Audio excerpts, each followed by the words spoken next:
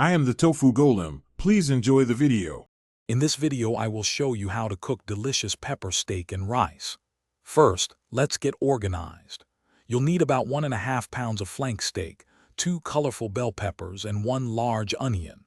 Start by thinly slicing your steak against the grain, aiming for strips about 1/4 of an inch thick.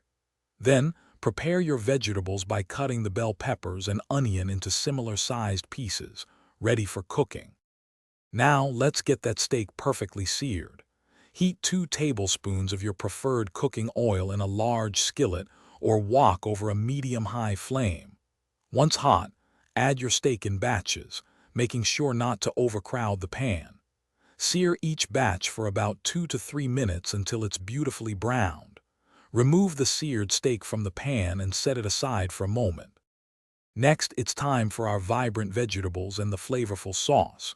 In the same pan, add your sliced bell peppers and onion, sautéing them for about 5 to 7 minutes until they are tender crisp. Then, whisk together 1 cup of beef broth, 1/4 cup of soy sauce, 2 tablespoons of cornstarch, and 1 tablespoon of brown sugar.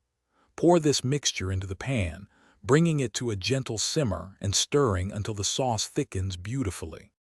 Finally, let's bring it all together for a truly satisfying meal. Return your perfectly seared steak to the pan, combining it with the rich, thickened sauce and the tender crisp vegetables. Stir everything gently to ensure the steak is thoroughly coated and heated through.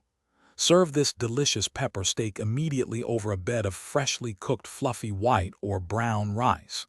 Enjoy your homemade, flavorful dish. Thanks for watching. Consider subscribing if we helped you today.